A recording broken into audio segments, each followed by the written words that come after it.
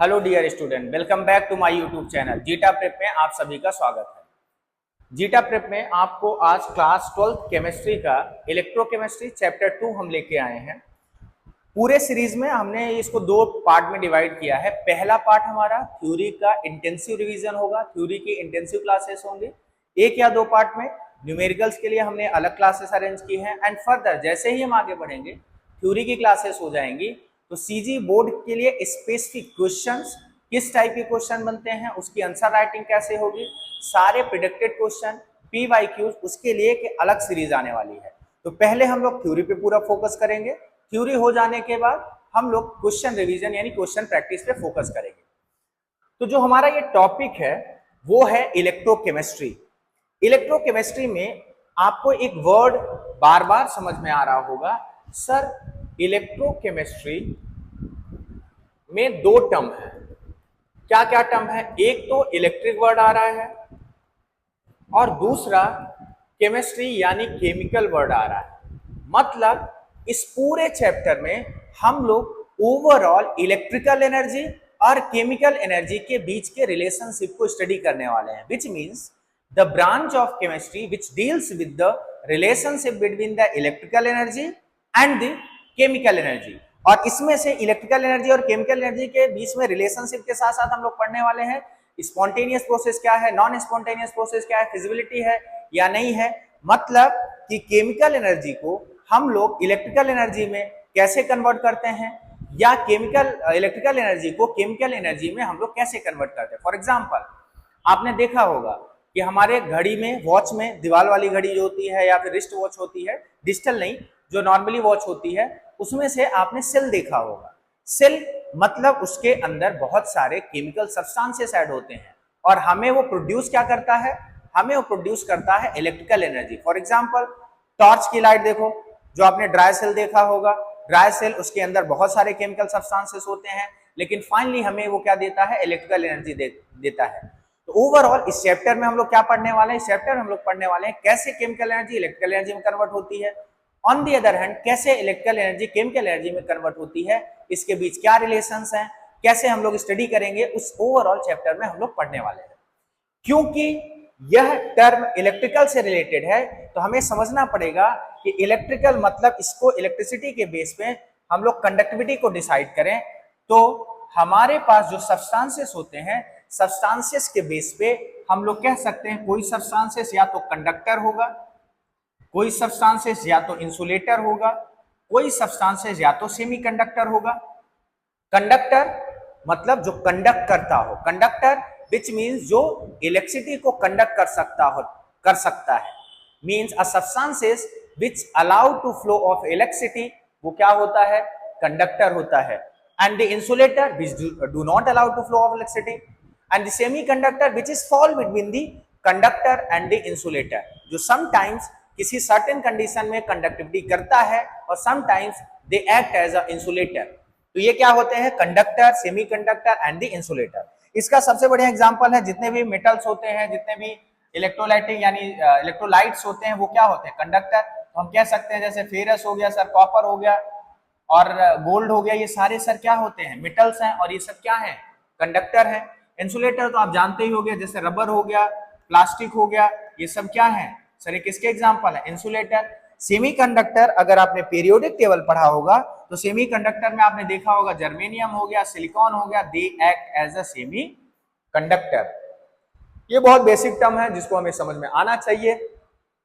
इस बेस पे कंडक्टर को हम लोग दो पार्ट में डिवाइड कर सकते हैं। कौन कौन सा दो पार्ट होगा सर? कंडक्टर जो हमारा होगा या तो मेटालिक कंडक्टर होगा या तो इलेक्ट्रोलाइटिक कंडक्टर होगा। उससे पहले ना हम लोग एक टर्म समझते हैं कि जो कंडक्टर्स होते हैं ना, इनमें से इलेक्ट्रिसिटी फ्लो तो होती है, लेकिन किस बेस पे फ्लो होती है? तो बोलोगे सर किसी भी कंडक्टर में इलेक्ट्रिसिटी फ्लो होने के तीन ही रीजन है।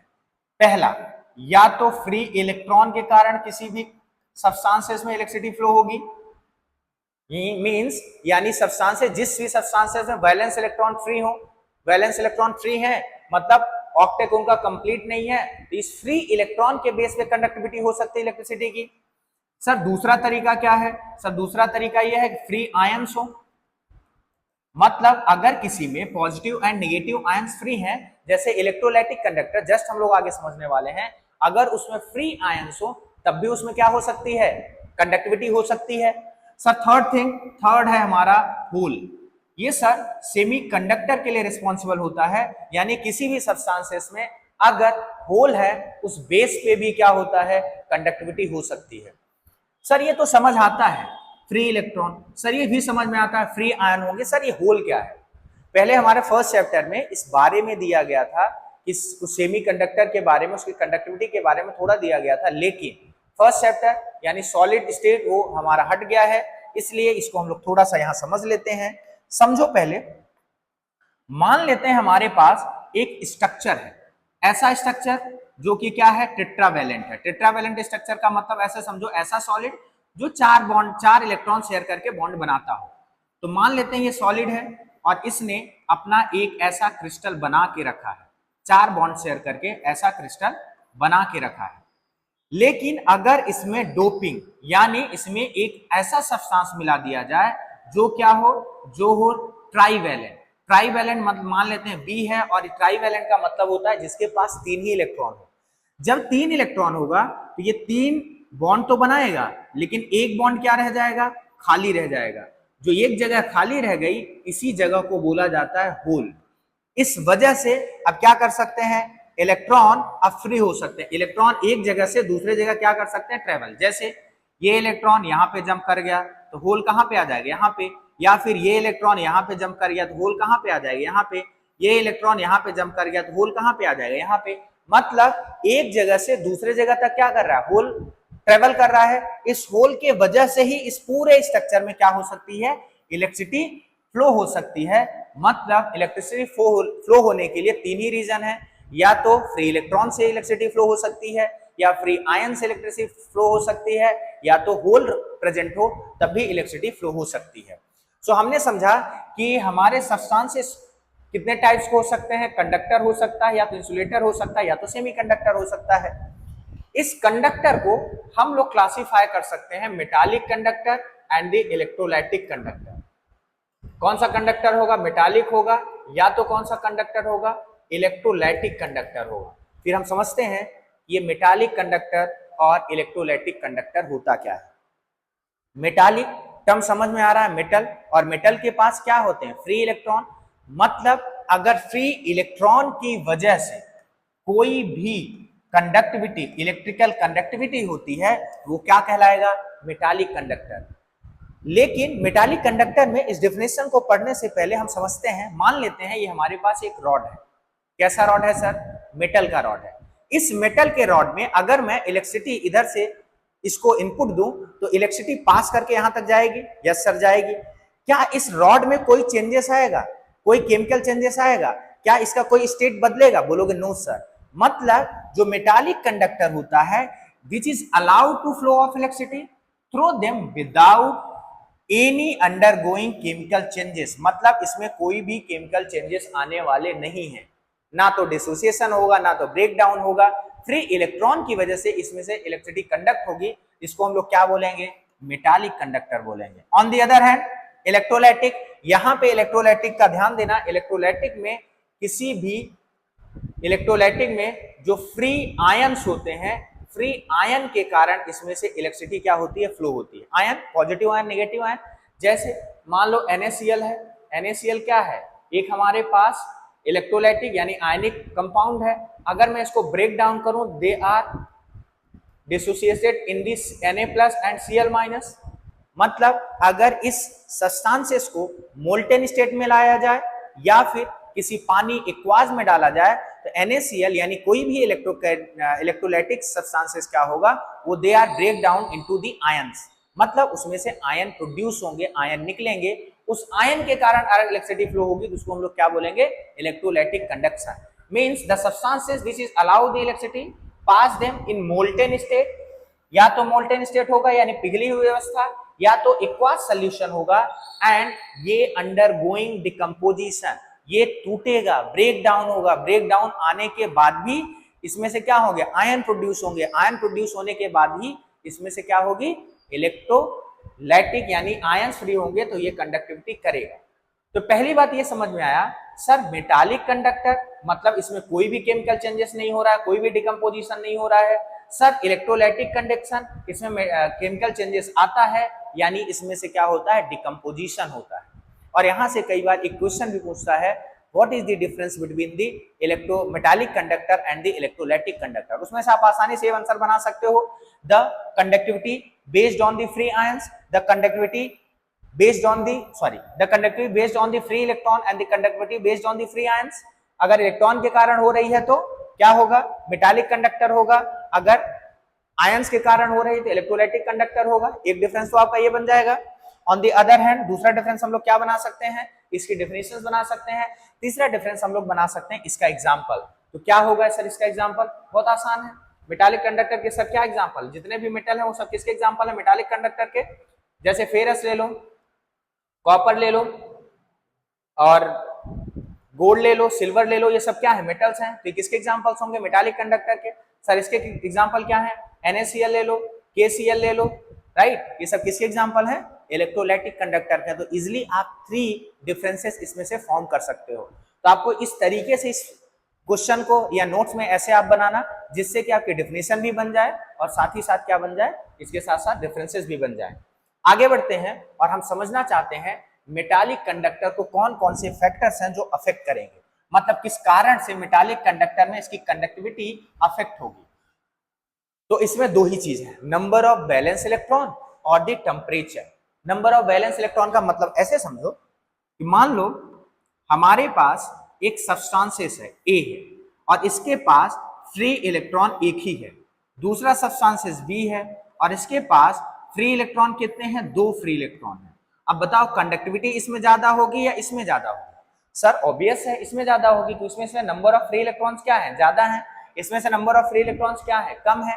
मतलब number of valence electron means free electrons अगर ज्यादा हुए तो इसकी कंडक्टिविटी यानी मेटालिक कंडक्टिविटी भी क्या होगी, ज्यादा होगी। मींस फ्री आयंस के ज्यादा होने से इसकी कंडक्टिविटी भी क्या हो रही है, बढ़ रही है। On the other hand temperature इसके साथ रेसिप्रोकल बिहेव करता है। रेसिप्रोकल बिहेव का मतलब ये हुआ कि अगर टेम्परेचर राइज करोगे इसकी कंडक्टिविटी क्या होगी, लो होगी। ऐसे क्वेश्चन ऑब्जेक्टिव में कई बार पूछे जा चुके हैं। Means metallic conductor temperature rise करने के साथ इसकी कंडक्टिविटी क्या होती है, लो होती है। इसका बहुत सरल एग्जांपल है, कई बार हमारे घर में इलेक्ट्रिक अप्लायंस होते हैं, यस सर होते हैं, उसमें से इलेक्ट्रिक अप्लायंस में से वायर का यूज करते हैं कि हम लोग किसका वायर, जैसे कॉपर का वायर, एल्युमिनियम का वायर यूज करते हैं। तो कई बार जब कॉपर वायर हीट करता है, टेम्परेचर उसमें से बढ़ता है, तो घर वाले क्या कहते हैं, बंद करो अप्लायंस बंद कर दो। मतलब उस टेम्परेचर रेज करने के साथ साथ उसकी कंडक्टिविटी क्या होगी, डाउन होगी, उसकी कंडक्टिविटी क्या होगी, फ्लक्चुएट होगी।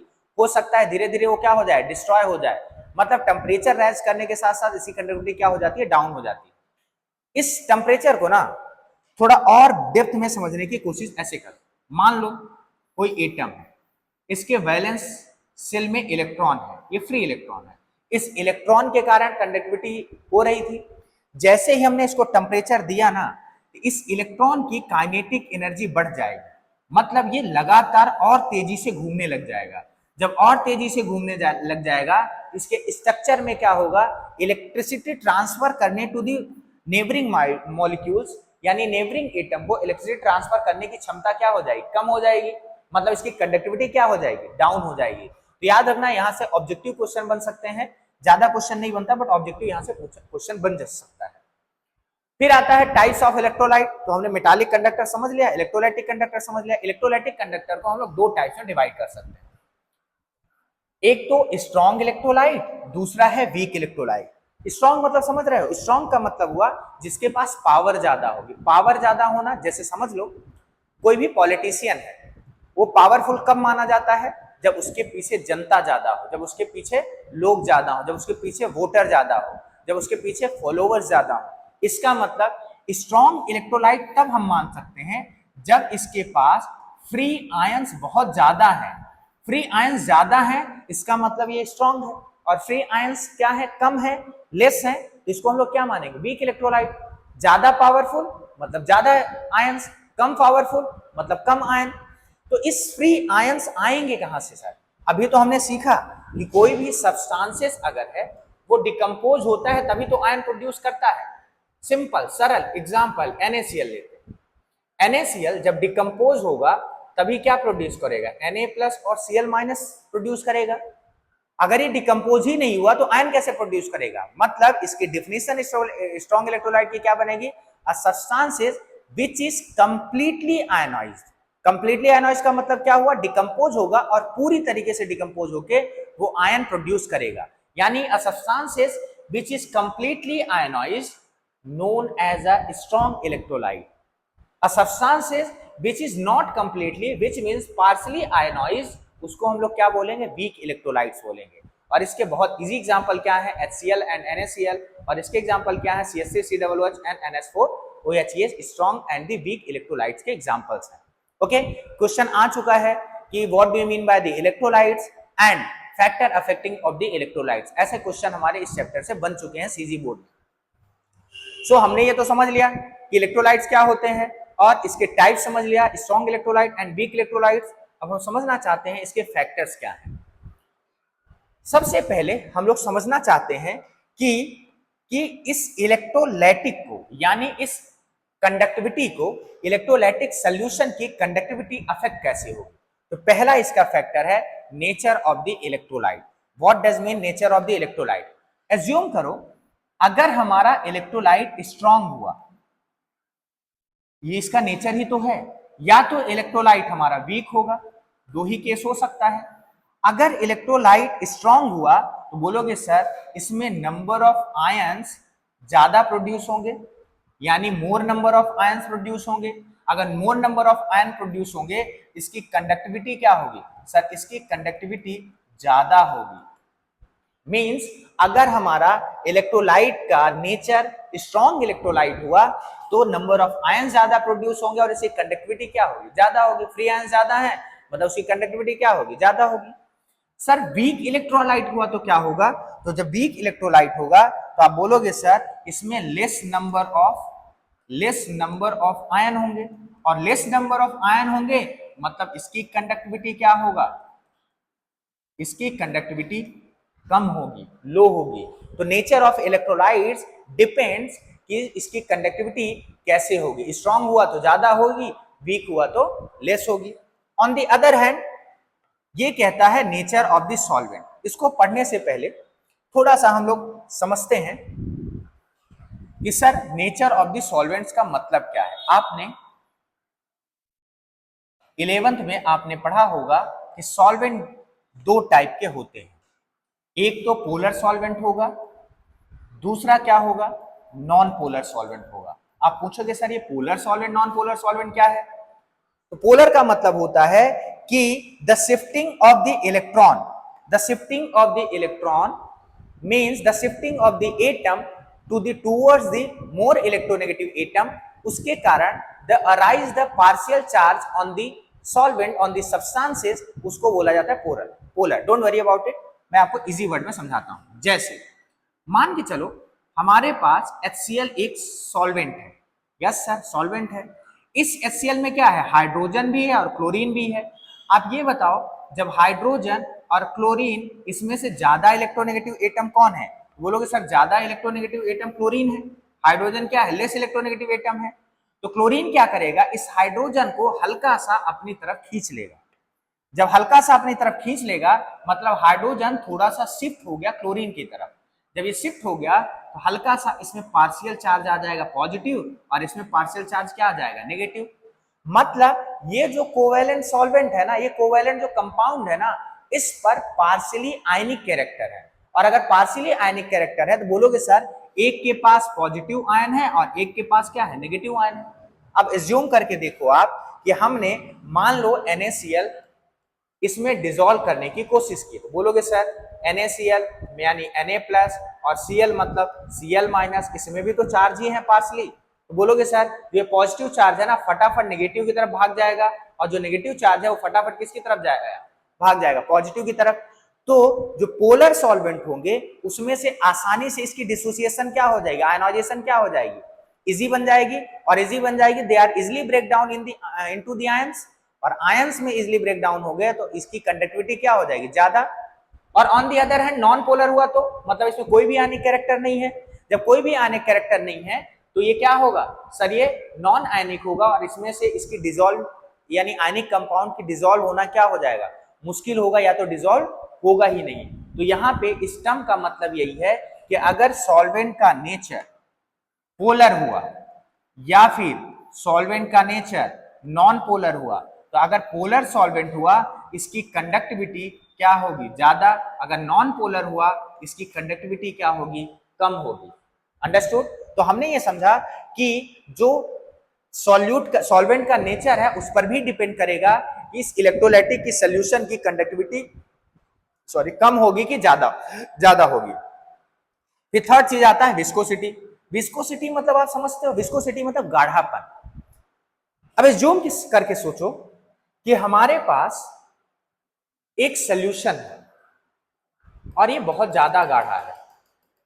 गाढ़ा होने का मतलब इसकी कंसंट्रेशन, इसमें नंबर ऑफ आयंस यानी इसके सॉल्यूट के पार्टिकल्स क्या है, ज्यादा है। दूसरी तरफ हमारे पास एक सोल्यूशन है और इसकी जो विस्कोसिटी है वो कम है, कम गाढ़ा है। तो बोलोगे सर ये कम गाढ़ा है ना, इसमें आसानी से आयन डिसॉल्व हो सकते हैं। मींस जो हमारा इलेक्ट्रोलाइटिक सब्सटेंसेस है वो आसानी से इसमें डिसॉल्व हो सकता है। अगर ये ज्यादा गाढ़ा हुआ इसमें से आयन डिसॉल्व आसानी से नहीं होगा, क्योंकि जैसे चैप्टर आप फर्स्ट पढ़ के आ रहे हो, फर्स्ट चैप्टर में हमने देखा था सॉल्युबिलिटी मतलब क्या होता है, नंबर ऑफ सॉल्यूट पार्टिकल किसी भी सॉल्वेंट में क्या करते हैं, डिसॉल्व करते हैं। तो अगर सॉल्यूट पार्टिकल डिसॉल्व करेंगे ही नहीं तो आयन कैसे प्रोड्यूस करेंगे। तो अगर सॉल्यूट पार्टिकल डिसॉल्व करेंगे तभी तो आयन प्रोड्यूस करेंगे। इसका मतलब ये हुआ अगर सब्सटेंसेस हमारा विस्कस हुआ यानी विस्कोसिटी ज्यादा हुई तो इसकी कंडक्टिविटी कम हो जाएगी। अगर विस्कोसिटी दूसरी तरफ इसकी विस्कोसिटी अगर कम हुई तो कंडक्टिविटी क्या हो जाएगी, ज्यादा हो जाएगी। राइट। लास्ट में हमें दिखता है concentration of the solution. Same things, concentration मतलब क्या होता है, नंबर ऑफ सॉल्यूट पार्टिकल ज्यादा होंगे। तो यहां पे हम ऐसे समझ सकते हैं इस टर्म को समझने के लिए कि कंसंट्रेशन किसी सॉल्यूशन का अगर ज्यादा है उसकी कंडक्टिविटी क्या होगी, कम होगी। कंसंट्रेशन का अपोजिट टर्म क्या होता है, डाइल्यूशन। अगर डाइल्यूशन ज्यादा है तो उसकी कंडक्टिविटी क्या होगी, बढ़ेगी। बोलोगे ऐसा क्यों सर, सिंपल है, डाइल्यूशन ज्यादा होना मतलब उसमें से नंबर ऑफ सॉल्यूट पार्टिकल कम होना, और नंबर ऑफ सॉल्यूट पार्टिकल कम होंगे they can easily free out, वो आराम से इजी तरीके से क्या कर सकते हैं, फ्लो कर सकते हैं। इसको और इजी टर्म में आप समझ सकते हो, जैसे एक क्लास है पूरी पैक्ड है, एकदम भरा हुआ है, तो उसमें से किसी भी बच्चे का मूवमेंट करना, इधर से उधर जाना आसान होगा या मुश्किल होगा, तो बोलोगे सर मुश्किल होगा। अगर क्लास में थोड़ी सी डाइल्यूशन है, डाइल्यूशन का मतलब थोड़े थोड़े बच्चे, जगह ज्यादा है, उसमें बच्चे कम है तो आसानी से वो मूव कर सकते हैं एक जगह से दूसरे जगह, यस मूव कर सकते हैं। मतलब डाइल्यूशन ज्यादा होने से उसकी मूवमेंट क्या होगी, ज्यादा, और डाइल्यूशन कम होने से उसकी मूवमेंट क्या होगी, कम। तो डाइल्यूशन बढ़ने से, मूवमेंट ज्यादा होने से उसकी कंडक्टिविटी क्या होती है, बढ़ती है, और डाइल्यूशन कम होने से यानी कंसंट्रेशन बढ़ने से उसकी कंडक्टिविटी क्या होती है, डाउन होती है। And last term is the temperature. Temperature बढ़ाने के साथ साथ इस जस्ट सेकेंड, टेम्परेचर बढ़ाने के साथ साथ, ये डिलीट हो गया है आप नोट कर लेना, टेम्परेचर बढ़ाने के साथ यानी टेम्परेचर राइज करने के साथ साथ इसकी कंडक्टिविटी भी क्या होती है सर, बढ़ती है। सर क्यों बढ़ती है, पहला एग्जांपल लेते हैं। हमने कोई सब्सटेंस लिया था, उसको हम सोल्यूशन में डालेंगे, सोल्यूशन में डालेंगे they are dissociated into the ions, मतलब वो टूट के क्या बनेगा, आयन बनेगा। अगर सोचो हमने टेम्परेचर दे दिया तो जो बॉन्ड है यानी किसी भी सब्सटेंसेस के बीच में जो बॉन्ड है, तो समझो मान लो NaCl था, NaCl ये टूट के किसी सोल्यूशन में Na+Cl- बन रहा है। तो बोलोगे सर Na और Cl के बीच में बॉन्ड भी तो एग्जिस्ट करता है, ये बॉन्ड टूटेगा तभी तो Na और Cl- में टूटेगा।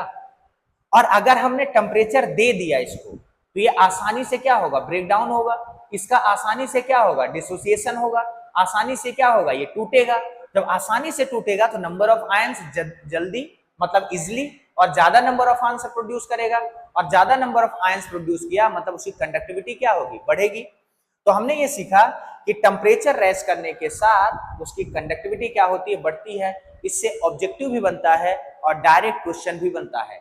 नेचर ऑफ इलेक्ट्रोलाइट, अगर हमारा स्ट्रॉन्ग इलेक्ट्रोलाइट्स हुआ तो इसकी कंडक्टिविटी क्या होगी, ज्यादा होगी। नेचर ऑफ द इलेक्ट्रोलाइट्स, अगर वो वीक इलेक्ट्रोलाइट्स हुआ तो उसकी कंडक्टिविटी क्या होगी, कम होगी। On the other hand solvent, अगर हमारा पोलर हुआ तो उसकी कंडक्टिविटी क्या होगी, ज्यादा होगी। अगर नॉन पोलर हुआ तो उसकी कंडक्टिविटी क्या होगी, कम होगी।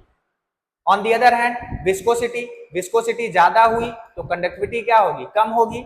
On the other hand concentration, तो कंसंट्रेशन अगर ज्यादा हुआ तो उसकी कंडक्टिविटी क्या होगी, कम होगी। अगर डाइल्यूशन ज्यादा हुआ तो उसकी कंडक्टिविटी क्या होगी, ज्यादा होगी। इसको वन लाइनर में आप अपने नोट्स में नोट कर लेना। इससे आपके स्पेशली जो जितने भी ऑब्जेक्टिव्स बनेंगे वो आपका कवर हो जाएगा। तो हमने क्या क्या समझा, हमने समझ लिया कि इलेक्ट्रोकेमिस्ट्री क्या होता है, कंडक्टर्स क्या होते हैं, मेटालिक कंडक्टर क्या होते हैं, इलेक्ट्रोलाइटिक कंडक्टर क्या होते हैं, मेटालिक कंडक्टर को कौन कौन सी चीजें अफेक्ट करती हैं और इलेक्ट्रोलाइटिक कंडक्टर को कौन कौन सी चीजें अफेक्ट करती हैं।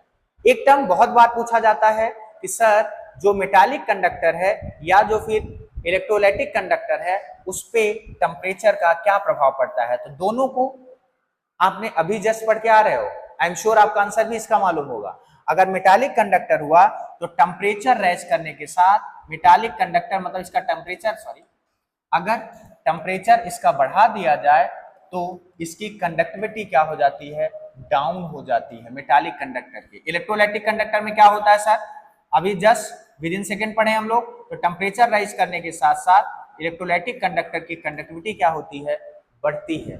ये भी ऑब्जेक्टिव में क्वेश्चन पूछा जा सकता है कि टेम्परेचर बढ़ाने के साथ मेटालिक कंडक्टर की कंडक्टिविटी क्या होती है, डाउन होती है, और टेम्परेचर बढ़ाने के साथ इलेक्ट्रोलाइटिक की कंडक्टिविटी क्या होती है, बढ़ती है।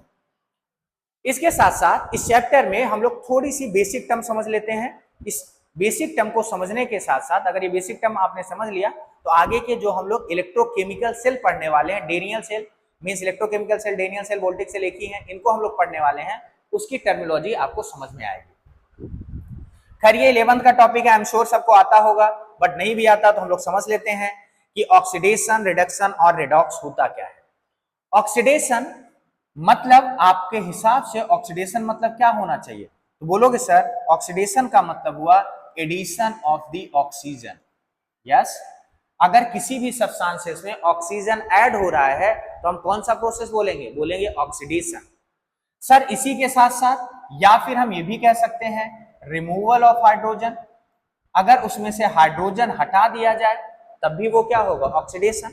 बट इस चैप्टर में इस डेफिनेशन से काम चलेगा नहीं, तो किससे चलेगा, तो हम लोग इसकी दूसरी डेफिनेशन को अरेंज करते हैं। ये बताओ ऑक्सीजन इलेक्ट्रोनेगेटिव होता है या इलेक्ट्रोपॉजिटिव होता है जनरली, तो आप बोलोगे सर इलेक्ट्रोनेगेटिव होगा। Means the addition of the electronegative atom क्या कहलाएगा, ऑक्सीडेशन। सर हाइड्रोजन जनरली क्या होता है, इलेक्ट्रोपॉजिटिव, तो removal of the electropositive atom क्या कहलाएगा, removal of the electropositive atom कहलाएगा ऑक्सीडेशन।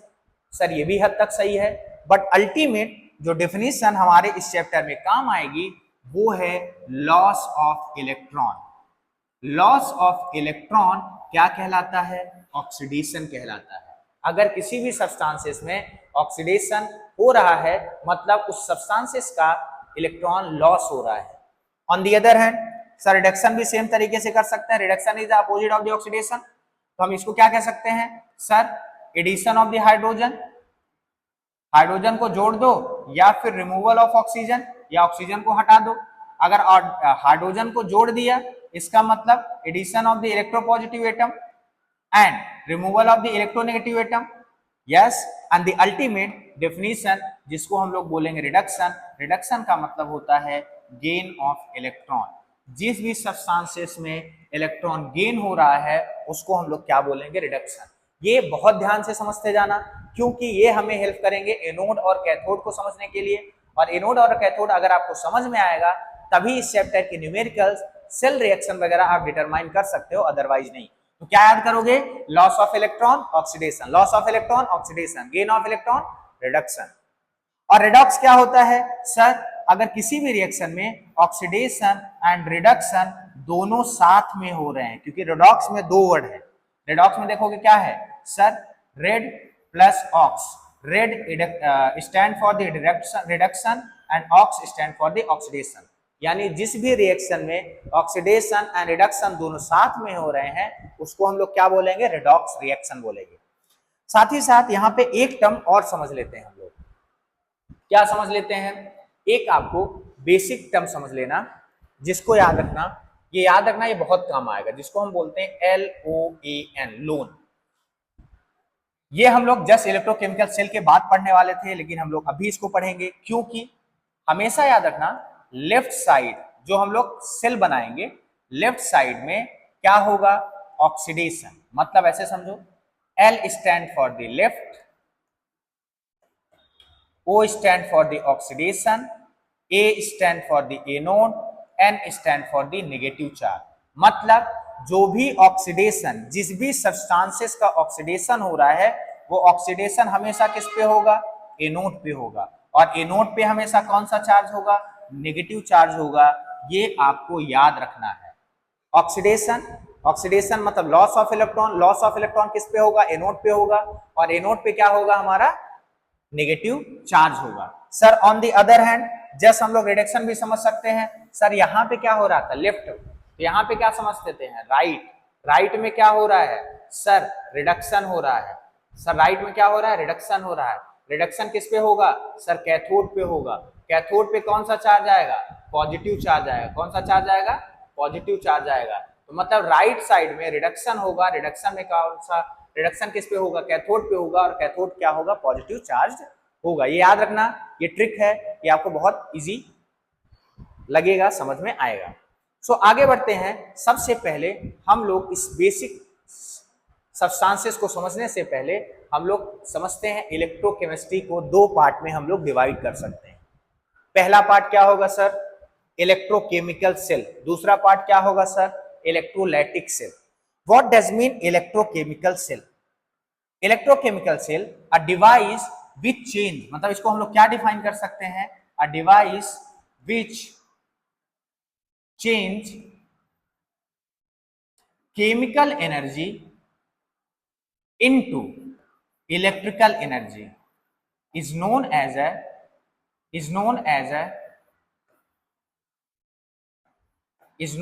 a electrochemical cell. यानी इलेक्ट्रोकेमिकल सेल वो होगा जो केमिकल फेनोमेनन के थ्रू, यानी केमिकल रिएक्शन, इसके अंदर केमिकल फेनोमेनन होगा और अल्टीमेट हमें प्रोड्यूस करके क्या देगा, हमें अल्टीमेट प्रोड्यूस करके देगा केमिकल एनर्जी। एंड सबसे बड़ी चीज याद रखना, it is the spontaneous process. ये कैसा प्रोसेस है, स्पॉन्टेनियस प्रोसेस है। स्पॉन्टेनियस प्रोसेस का मतलब this is the self driven reaction. इसको एक्सटर्नल एनर्जी की, एक्सटर्नल फोर्स की जरूरत नहीं होती है। केमिकल रिएक्शन यानी केमिकल जो प्रोसेस होगा वो अपने आप ही होगा, राइट। दूसरा है electrolytic cell, just a device which change electrical energy into chemical energy. मतलब जो क्या करेगा, वो डिवाइस जो इलेक्ट्रिसिटी की मदद से केमिकल फेनोमेनन करने में हेल्प करेगा, उसको हम लोग क्या बोलेंगे, इलेक्ट्रोलाइटिक सेल बोलेंगे। सर ये कैसा है, सर ये नॉन स्पॉन्टेनियस प्रोसेस है। कैसा है, नॉन स्पॉन्टेनियस प्रोसेस। स्पॉन्टेनियस का मतलब ऐसा रिएक्शन जो खुद हो रहा है, नॉन स्पॉन्टेनियस का मतलब ऐसा रिएक्शन जो खुद नहीं हो रहा है। कुछ एग्जांपल ऐसे समझ लेते हैं स्पॉन्टेनियस और नॉन स्पॉन्टेनियस का। जैसे पानी एक हाइट पे है, अगर वो हाइट से नीचे की तरफ आना चाहे तो अपने से आ सकता है। मींस ऊपर से पानी नीचे की तरफ फ्लो हो सकता है बिना एक्सटर्नल एनर्जी की। तो बोलोगे सर यस, इसको हम लोग कौन सा प्रोसेस बोलेंगे, स्पॉन्टेनियस। लेकिन अगर नीचे से ऊपर पानी ले जाना हुआ तो क्या होगा, तब बोलोगे सर नीचे से ऊपर पानी ले जाना हुआ तो मुझे सबमर्सिबल की जरूरत पड़ेगी, मोटर की जरूरत पड़ेगी, मतलब एक्सटर्नल एनर्जी की जरूरत पड़ेगी, राइट। तो ये हमारा कौन सा प्रोसेस कहलाएगा, नॉन स्पॉन्टेनियस प्रोसेस कहलाएगा, क्योंकि खुद से नहीं हो रहा है। दूसरी तरफ देखो, आपकी क्लास में बहुत सारे बच्चे होते हैं, जो टॉपर बच्चा होता है उसको एक्सटर्नल एनर्जी की जरूरत नहीं है, उसको डांटने की, मारने की जरूरत नहीं है, खुद ही पढ़ लेता है। उसको पढ़ने का जो ड्राइव है वो खुद के अंदर से आता है, मतलब उसको एक्सटर्नल फोर्स की जरूरत नहीं है। मतलब वो उसकी प्रोसेस, उसका पूरा क्रियाफल कैसा है, स्पॉन्टेनियस है। और अगर कोई गधा बच्चा है, बैक बेंचर है, उसको क्या बोलेंगे, वो सर उसको पढ़ने के लिए बार बार बोलना पड़ता है, करना पड़ता है, वो काम नहीं करता, राइट। कई बार टीचर से डांट खाता है, कई बार पेरेंट्स से डांट खाता है, मतलब उसको पढ़ने के लिए एक्सटर्नल एनर्जी की जरूरत चाहिए। इसी को हम लोग क्या बोलते हैं, नॉन स्पॉन्टेनियस प्रोसेस। तो हम लोग इस इलेक्ट्रोकेमिकल को समझते हैं, इलेक्ट्रोकेमिकल सेल को, और ये सबसे ज्यादा सबसे इंपॉर्टेंट ये टॉपिक होने वाला है, इसी से न्यूमेरिकल्स भी कई सारे बनते हैं। सो हम लोग समझते हैं इलेक्ट्रोकेमिकल सेल होता क्या है। सबसे पहले इसका कंस्ट्रक्शन और सेटअप हम लोग समझते हैं। हमारे पास, हम मानते हैं हमारे पास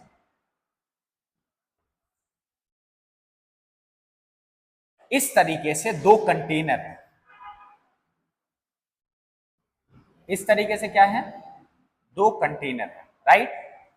एक को हमने बोल दिया ये लेफ्ट कंटेनर, दूसरे को हमने क्या बोल दिया, राइट कंटेनर बोल दिया। तो ये कौन सा कंटेनर हुआ सर, लेफ्ट, हमारे लेफ्ट साइड है लेफ्ट कंटेनर, और ये कौन सा है, राइट साइड में है, तो राइट कंटेनर है। अब इन दोनों में हम लोग क्या करते हैं, इस तरीके से एक रॉड सेट करते हैं। जस्ट सेकेंड, थोड़ा और इसको बड़ा डायग्राम बना लिया जाए। हमारे पास एक सेल ऐसा लेते हैं,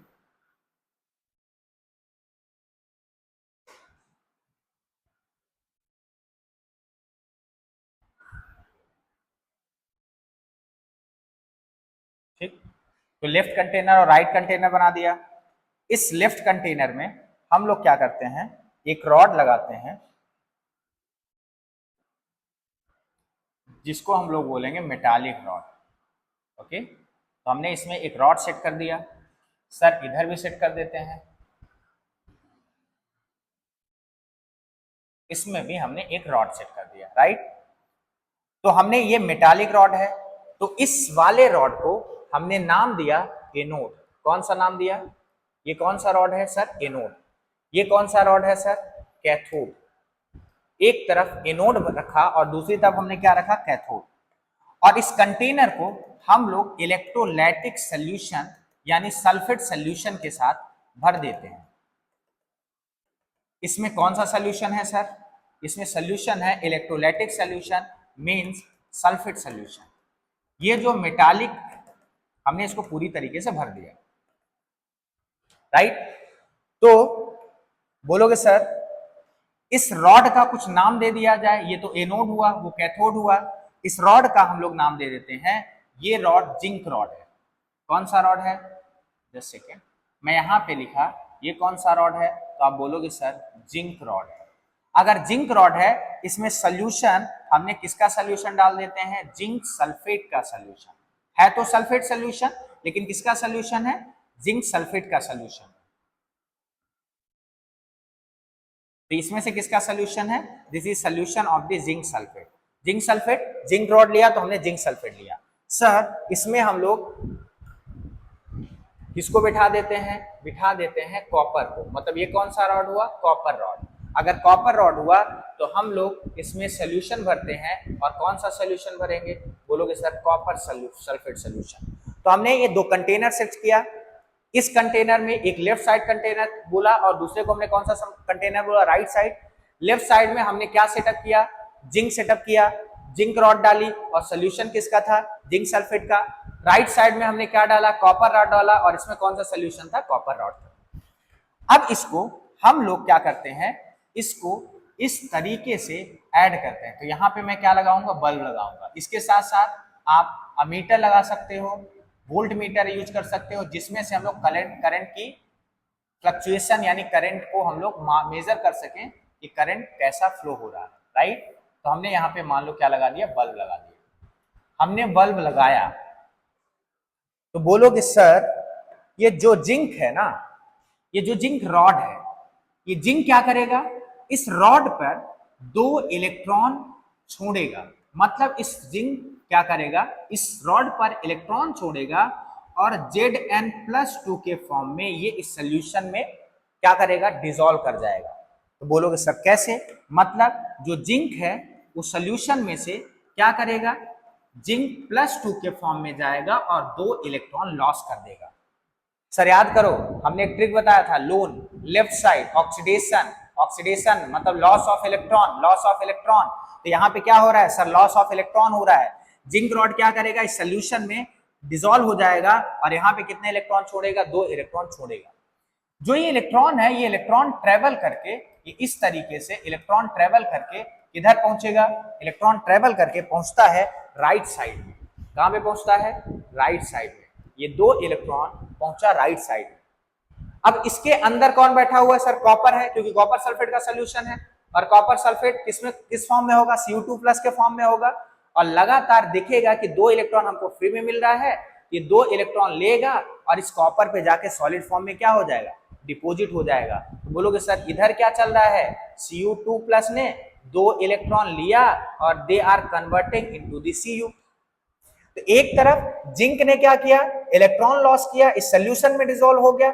दूसरी तरफ कॉपर ने क्या किया, वो इलेक्ट्रॉन जो ट्रेवल करके इधर से आ रहा था, इस इलेक्ट्रॉन को ग्रैब किया, यानी गेन किया, और गेन करते करते क्या करा, इसने इस इलेक्ट्रोड पर डिपॉजिट हो गया। तो बोलोगे सर इस तरफ ना क्या हो रहा है, हम बोलेंगे सर इस तरफ हो रहा है ऑक्सीडेशन। क्या हो रहा है, ऑक्सीडेशन। ऑक्सीडेशन का मतलब क्या हुआ सर, इस तरफ हो रहा है लॉस ऑफ इलेक्ट्रॉन। तो लेफ्ट साइड में क्या चल रहा है, लॉस ऑफ इलेक्ट्रॉन। सर इस तरफ क्या हुआ, इस तरफ हुआ रिडक्शन। Just second. तो इस तरफ क्या हुआ, इस तरफ हुआ रिडक्शन। और रिडक्शन का मतलब क्या हुआ, गेन ऑफ इलेक्ट्रॉन हुआ। तो जैसे ही ये इलेक्ट्रॉन ट्रेवल किया this side from the left to right, electron किस डायरेक्शन में ट्रेवल कर रहा है, लेफ्ट से, और किधर जा रहा है, राइट में। तो electricity always flow in the opposite direction of the electron. मतलब इलेक्ट्रिसिटी क्या करेगी, फटाफट इस डायरेक्शन में फ्लो करना स्टार्ट करेगी। और बल्ब क्या करेगा, इस तरीके से ग्लो करना स्टार्ट करेगा। बल्ब ग्लो करना स्टार्ट किया, इसका मतलब इसमें से करंट फ्लो होना स्टार्ट हो गया। सर ये चल क्या रहा है, सर ये केमिकल फेनोमेनन चल रहा है। इस केमिकल फेनोमेनन के कारण इसमें से इलेक्ट्रॉन फ्लो हुआ। इलेक्ट्रॉन फ्लो होने के कारण क्या हुआ, इलेक्ट्रिसिटी फ्लो हुई। इसीलिए इसको हम लोग क्या बोल रहे हैं, इलेक्ट्रोकेमिकल सेल बोल रहे हैं। फिर बोलोगे सर अभी काम बना नहीं। जैसे ही थोड़ा बहुत 2, 4, 10 इलेक्ट्रॉन इसमें से डिसोसिएट हुआ, मतलब जिंक इसका कंसंट्रेशन बढ़ाया, इसके साथ एक बल्ब ग्लो करना बंद कर देगा। बोलोगे सर क्यों कर देगा, क्योंकि इधर जिंक क्या कर रहा है, जिंक पॉजिटिव आयंस इधर बढ़ा रहा है। तो बोलोगे सर जिंक +2 में है और पॉजिटिव आयन क्या कर रहा है, इधर इंक्रीज कर रहा है। तो पॉजिटिव आयन इस लेफ्ट साइड में बढ़ रहा है। जब पॉजिटिव आयन बढ़ रहा है तो इसका कंसंट्रेशन लगातार बढ़ते जाएगा। कंसंट्रेशन बढ़ने के साथ साथ अभी हम लोग जस्ट पीछे पढ़ के आ रहे हैं, इसकी डिसोसिएशन क्या हो जाएगी, कम हो जाएगी। जब डिसोसिएशन कम हो जाएगी तो इलेक्ट्रिसिटी इसमें फ्लो होगी क्या, नहीं, क्योंकि इलेक्ट्रॉन ही नहीं फ्लो होगा। ज्यादा जिंक इसमें डिसोसिएट ही नहीं होगा। जब ज्यादा जिंक डिसोसिएट नहीं होगा तो इलेक्ट्रॉन फ्लो नहीं होगा। इलेक्ट्रॉन फ्लो नहीं होगा तो इसमें इलेक्ट्रिसिटी फ्लो नहीं होगी। On the other hand sir क्या होगा, कॉपर जो पॉजिटिव आयन था वो लगातार क्या हो रहा है, पॉजिटिव आयन इस पर डिपॉजिट होते जा रहा है, इस पर डिपॉजिट होते जा रहा है। इसका मतलब इसके अंदर सिर्फ क्या बचेगा, सल्फेट सोल्यूशन। मतलब इसमें नेगेटिव आयन लगातार बढ़ रहे हैं, मतलब दोनों कंटेनर इम्बैलेंस हो रहे हैं। पहली बात। दूसरी बात, इस केमिस्ट्री के अकॉर्डिंग या फिजिक्स के अकॉर्डिंग इसका इलेक्ट्रिक सर्किट कंप्लीट है क्या, सर नहीं। जब इलेक्ट्रिक सर्किट कंप्लीट नहीं है तो हमें इस इलेक्ट्रिक सर्किट को कंप्लीट करने के लिए और लगातार क्या हो, लगातार इसमें से इलेक्ट्रिसिटी फ्लो होती रहे, उसके लिए हमें क्या ऐड करना पड़ेगा, इसमें सॉल्ट ब्रिज ऐड करना पड़ेगा। क्या ऐड करना पड़ेगा, सॉल्ट ब्रिज। तो हमने इसमें क्या ऐड कर दिया, सॉल्ट ब्रिज ऐड कर दिया। सर ये सॉल्ट ब्रिज है क्या, this is a inverted U2, मतलब ये इन्वर्टेड उल्टा U शेप की एक क्या होती है, नली होती है।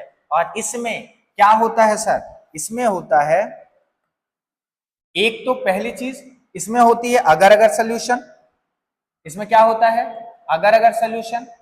ये अगर अगर सोल्यूशन जेली टाइप का सोल्यूशन होता है। सर अगर अगर सोल्यूशन के साथ इसमें कुछ इलेक्ट्रोलाइट होते हैं जैसे KCl वगैरह, तो इसके अंदर ये जेली टाइप का एक सब्सटेंसेस भरा होता है और इलेक्ट्रोलाइट्स भरे होते हैं। सर ये इलेक्ट्रोलाइट करेंगे क्या, इलेक्ट्रोलाइट में आपको जैसे पता होगा, इस इलेक्ट्रोलाइट में आप देखोगे इस K के पास क्या है, तो बोलोगे सर इस K के पास पॉजिटिव आयन है, इस Cl के पास क्या है, नेगेटिव आयन है। तो जो ये पॉजिटिव आयन नेगेटिव आयन है, यानी इसके पास Cl- है और K+ है। तो जो इसमें इधर पॉजिटिविटी बढ़ रही थी, तो ये जो माइनस वाला है इसकी पॉजिटिविटी को क्या करेगा, न्यूट्रलाइज कर देगा। इधर नेगेटिविटी बढ़ रही थी सर, तो इस नेगेटिविटी को जो K प्लस है इसको क्या कर देगा, न्यूट्रलाइज कर देगा। तो यहाँ पे इस सॉल्ट ब्रिज ने दो काम किया। क्या काम किया कि इधर की पॉजिटिविटी को न्यूट्रलाइज कर दिया, इधर की इलेक्ट्रिविटी को न्यूट्रलाइज कर दिया, नेगेटिविटी को न्यूट्रलाइज कर दिया, साथ ही साथ इस पूरे सर्किट को कंप्लीट कर दिया। अब ये सर्किट क्या होगा, ये सर्किट पूरा कंप्लीट हो गया। अब लगातार ये जिंक क्या कर सकता है, इसमें से डिसोसिएट हो सकता है, और तब तक डिसोसिएट होगा जब तक होगी जान। मतलब ये जब तक इलेक्ट्रोड, ये जो हमारा इलेक्ट्रोड है जिंक का, जब तक ये पतला होते होते पूरा खत्म ना हो जाए तब तक ये डिसोसिएट होगा, और डिसोसिएट होके इसमें Zn+2 का कंसंट्रेशन बढ़ाता रहेगा, और इधर क्या होगा, Cu2+ लगातार डिपोजिट होते जाएगा, और डिपोजिट हो जाएगा तब तक डिपोजिट होगा जब तक कि यहां से इलेक्ट्रॉन इस तरफ फ्लो होते रहेंगे। तो इस तरीके से इसमें से इस तरह लगातार करंट फ्लो होता रहेगा, और लगातार इसमें से क्या होता रहेगा, इलेक्ट्रिसिटी और इलेक्ट्रॉन फ्लो होते रहेंगे। फिर बोलोगे सर कि हुआ क्या, तो आप समझोगे कि कुछ देर बाद ये रॉड क्या हो गया, इसका वेट लॉस होते गया। इसका वेट क्या होते गया, लॉस होते गया। इसका वेट लॉस होते गया, जिंक रॉड का, मतलब पतला होते गया, थिन होते गया। कैसा होते गया, थिन हो गया। सर इधर क्या होगा, इधर इसका वेट गेन हो रहा है, ये मोटा हो रहा है, वेट गेन हो रहा है, मतलब ये कैसा हो रहा है, थिक हो रहा है। ये रॉड थिक हो रहा है, दूसरी तरफ क्या हो रहा है, रॉड थिन हो रहा है। क्लियर है। तो हमने ये समझा कि लेफ्ट साइड में कौन बैठा है सर, जिंक बैठा है। जिंक के साथ जिंक सल्फेट का सोल्यूशन है, इलेक्ट्रोलाइटिक सोल्यूशन है। इसको ये क्या है, ये एनोड है। एनोड है तो ऑक्सीडेशन होगा, लॉस ऑफ इलेक्ट्रॉन होगा। लगातार इलेक्ट्रॉन लॉस कर रहा था, और इसका वेट क्या होगा, लॉस होते जाएगा, और इलेक्ट्रॉन फ्लो होते जाएगा from the left container to right container, means from the anode to the cathode. ये कई बार पूछता है, इसमें से इलेक्ट्रॉन किधर से किधर फ्लो हो रहे हैं, एनोड से कैथोड, मतलब जिंक रॉड से कैथोड रॉड, मींस ऑक्सीडेशन से रिडक्शन की तरफ फ्लो हो रहे हैं। ऑन दी अदर हैंड इधर कौन था सर, कॉपर रॉड था, कॉपर सल्फेट सोल्यूशन था राइट कंटेनर में। इसको हमने क्या बोला, रिडक्शन। क्यों बोला, क्योंकि गेन ऑफ इलेक्ट्रॉन हो रहा है, और इसको हमने क्या करा, लगातार ये इसमें से इलेक्ट्रॉन हो रहा है, तो इसका वेट क्या हो रहा है, गेन हो रहा है, और लगातार ये क्या हो रहा है, थिक हो रहा है। इन दोनों को न्यूट्रलाइज करने के लिए हमने सॉल्ट ब्रिज समझा। इसको अगर आपने अच्छे से समझ लिया है तो हम इसका सेल रिएक्शन यानी एनोड और कैथोड का रिएक्शन, प्रॉपर सेल रिएक्शन, इसका हम लोग नेक्स्ट स्लाइड में पढ़ते हैं। अब यहां से ये भी समझ लेते हैं यहां से क्वेश्चन कैसे कैसे बनता है। What do mean by the electrochemical cell, और इसके साथ साथ पूरा इसका कंस्ट्रक्शन और द लेबल डायग्राम, साथ ही साथ इसकी वर्किंग, कैसे वर्किंग, तो हमने वर्किंग समझ लिया, किस चीज की क्यों जरूरत है ये भी हमने समझ लिया, और इसका सेल रिएक्शन पूछता है, साथ ही साथ इसका पूछता है हाफ सेल रिएक्शन, यानी इसको हम बोलेंगे हाफ सेल, इसको बोलेंगे हाफ सेल, इसको हम लोग एनोड साइड भी बोल सकते हैं, इसको हम बोल सकते हैं कैथोड साइड। तब इसका सेल रिएक्शन क्या होगा सर, तो इलेक्ट्रोकेमिकल सेल का सेल रिएक्शन होगा, बोलोगे सर एक तरफ तो एनोड था तो हम यहाँ पे लिख सकते हैं एट एनोड। इसको हम लोग इस तरीके से डिवाइड कर लेते हैं, पहला डिवाइड करते हैं half cell reaction. Half cell reaction का मतलब एनोड की तरफ क्या हो रहा है और कैथोड की तरफ क्या हो रहा है। तो हाफ सेल रिएक्शन में हम लोग सबसे पहले समझते हैं कि एनोड पे क्या चल रहा है। तो एनोड पे क्या चल रहा है सर, लॉस ऑफ इलेक्ट्रॉन चल रहा है। एनोड पे कौन बैठा था सर, जिंक बैठा था। जिंक ने क्या किया, जिंक ने लॉस किया इलेक्ट्रॉन, कितने इलेक्ट्रॉन लॉस किए, 2, तो इसने 2 इलेक्ट्रॉन लॉस कर दिए। Sir on the other hand दूसरी तरफ कौन है, तो दूसरी तरफ है कैथोड, तो ये एनोड हो गया, दूसरी तरफ कौन है सर, कैथोड है। तो कैथोड में क्या चल रहा है सर, कैथोड में चल रहा है कि कैथोड में कौन बैठा हुआ है, कैथोड में बैठा हुआ है कॉपर, और किस फॉर्म में बैठा हुआ है, +2 में। इसने फटाफट क्या किया, 2 इलेक्ट्रॉन गेन किया और गेट कन्वर्टेड इनटू दी कॉपर। क्लियर है, यस क्लियर है। तो ओवरऑल अब हम सेल रिएक्शन अगर लिखना चाहें तो सेल रिएक्शन क्या होगा, बहुत आसान है सेल रिएक्शन लिखना। बोलोगे सर इस लेफ्ट को लेफ्ट साइड लिख लेते हैं, राइट को राइट साइड लिख लेते हैं। जब मैं लेफ्ट को लेफ्ट साइड लिखूंगा तो क्या लिखूंगा, लिखूंगा इधर क्या है जिंक, और इधर क्या है कॉपर Cu+2, और इधर 2 इलेक्ट्रॉन भी तो हैं, यस सर 2 इलेक्ट्रॉन है। फिर इधर क्या है सर, Zn+2 है और 2 इलेक्ट्रॉन है, और इधर क्या है राइट साइड में Cu। तो लेफ्ट को लेफ्ट से ऐड कर दिया और राइट को राइट से ऐड कर दिया। बोलोगे सर 2 इलेक्ट्रॉन इधर भी हैं 2 इलेक्ट्रॉन इधर भी हैं तो दोनों क्या हो गए, कैंसिल हो गए। तो फाइनल हमारा सेल रिएक्शन क्या बना, तो फाइनल हमारा सेल रिएक्शन बनेगा Zn plus Cu plus 2 becomes to the Zn plus 2 and the Cu। ये क्या हमारा है, ये है हमारा सेल रिएक्शन। और ये बार बार क्वेश्चन में, कई बार ऑब्जेक्टिव में, कई बार अलग अलग तरीके से पूछा जा सकता है। सर इस सेल रिएक्शन को क्या और भी किसी तरीके से लिखा जा सकता है क्या, बिल्कुल लिखा जा सकता है। मैं Zn को इस ऑब्लिक की तरह ऐसा शो करूंगा, Zn प्लस 2 हो गया, डबल ऑब्लिक डालूंगा, फिर यहाँ पे क्या लिखूंगा Zn प्लस 2 लिखूंगा और क्या लिखूंगा Cu। तो ये हमने क्या किया, इसको डिवाइड कर दिया, ये डिवाइड कर दिया लेफ्ट को और राइट को डिवाइड कर दिया, किससे, इस एरो से डिवाइड कर दिया। साथ ही साथ इसमें कई बार 1 मोलर कंसंट्रेशन और क्या होता है एटमॉस्फेरिक प्रेशर भी कई बार लिखा होता है। मैं क्या करता हूं, इसको थोड़ा सा ऊपर करता हूं और एक और तरीके से हम लोग लिखने की कोशिश करते हैं। तो मान लेते हैं मैं ऐसो इसका लिख सकता हूं, जिंक क्या है सर, सॉलिड स्टेट में है। सॉलिड स्टेट के बाद ये कन्वर्ट किस में हो रहा है सर, कन्वर्ट हो रहा है Zn प्लस 2 में, और इसको ये कौन से कंसंट्रेशन है, 1 मोलर कंसंट्रेशन में कन्वर्ट हो रहा है। सर दूसरी तरफ क्या है, एटमॉस्फेरिक प्रेशर कैसा है, तो आप लिख सकते हो सर इसका एटमॉस्फेरिक प्रेशर क्या है, 1 एटमॉस्फेरिक प्रेशर है। तब क्या होगा, इधर कॉपर था, कॉपर क्या था प्लस 2 में, इसका कंसंट्रेशन अगर 1 मोलर हुआ तो they are get converted into Cu में। तो ये इसको हम लोग ऐसा भी लिख सकते हैं। तो ये इस तरीके से सेल का नोटेशन होगा, सेल का क्या होगा, जस्ट सेकंड, इस तरीके से सेल का नोटेशन होगा और इसको आप नोट डाउन कर सकते हो। आई एम श्योर आपको इलेक्ट्रोकेमिकल सेल समझ में आया होगा। अगर इलेक्ट्रोकेमिकल आपने समझ लिया तो आगे की सारी के सारे टर्मिनोलॉजी आपके लिए क्या हो जाएंगे, आसान हो जाएंगे। आगे बढ़ते हैं। तो हमने ये इसकी डेफिनेशन एंड द स्ट्रक्चर वगैरह एक साथ डाल दिया है, आप नोट्स में इसको लिख सकते हो पॉज करके। हमने half cell reaction, cathode, anode, oxidation reduction हमने पहले भी बताया है, ये लिखा हुआ है नोट्स में, आप लिख सकते हो। सेल रिएक्शन हमें ऐसा नोटेशन होगा और इसका ये अरेंजमेंट है। अगर नोट्स आपको बनाना है, आपको एग्जाम में अगर ये 4 मार्क्स 5 मार्क्स में क्वेश्चन आता है तो यहाँ पे आप क्या करोगे, देखोगे और इसमें से आप देखोगे पहले हमने इसका कंस्ट्रक्शन समझा हुआ है, जो हमने एक्सप्लेन किया हुआ है वही इसमें लिखा हुआ है। और ऑब्जर्वेशन आप देख सकते हो, ऑब्जर्वेशन में उधर क्या चल रहा था सर, जिंक रॉड का लॉस वेट क्या हो रहा था, लॉस हो रहा था, हमने समझा। उधर जिंक का कंसंट्रेशन जिंक सल्फेट सोल्यूशन में क्या हो रहा था, बढ़ रहा था सर। कॉपर रॉड में डिपॉजिट हो रहा था, साथ ही साथ इलेक्ट्रॉन किधर फ्लो हो रहा था, जिंक रॉड से कॉपर रॉड की तरफ। इलेक्ट्रिसिटी किधर फ्लो हो रही थी, कॉपर रॉड से जिंक रॉड की तरफ। ये ऑब्जर्वेशन से आपके सारे क्वेश्चन क्या होंगे, न्यूमेरिकल्स भी बनेंगे और बाकी टर्म भी बनेंगे। अब आपका सवाल होगा सर कि जो जिंक है उसने इलेक्ट्रॉन लॉस ही क्यों किया, जो कॉपर है उसने कॉपर इलेक्ट्रॉन गेन ही क्यों किया। उसका आंसर है इस इलेक्ट्रोड पोटेंशियल में। इलेक्ट्रोड पोटेंशियल क्या है, तो ये it is the setup between the, यानी पोटेंशियल डिफरेंस बिटवीन, ऐसा समझो एक कंटेनर लिया था सर, इसमें से रॉड डाला था सर, यस, तो इस रॉड के बीच यानी इस मेटल के बीच और इस सोल्यूशन के बीच जो पोटेंशियल डिफरेंस होगा उसी को हम बोलते हैं इलेक्ट्रोड पोटेंशियल। मींस एक इलेक्ट्रोड और उस सोल्यूशन के बीच में जो पोटेंशियल डिफरेंस होगा जिसके कारण या तो इलेक्ट्रॉन लॉस होगा या तो गेन होगा, उसको हम लोग क्या बोलते हैं, इलेक्ट्रोड पोटेंशियल। तो सोचो पहले, जिंक ये मेटल है, इसकी टेंडेंसी हमेशा लॉस करने की इलेक्ट्रॉन होगी।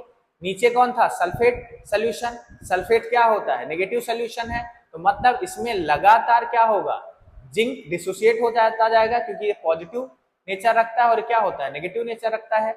तो इसको हम बोलेंगे ऑक्सीडेशन पोटेंशियल।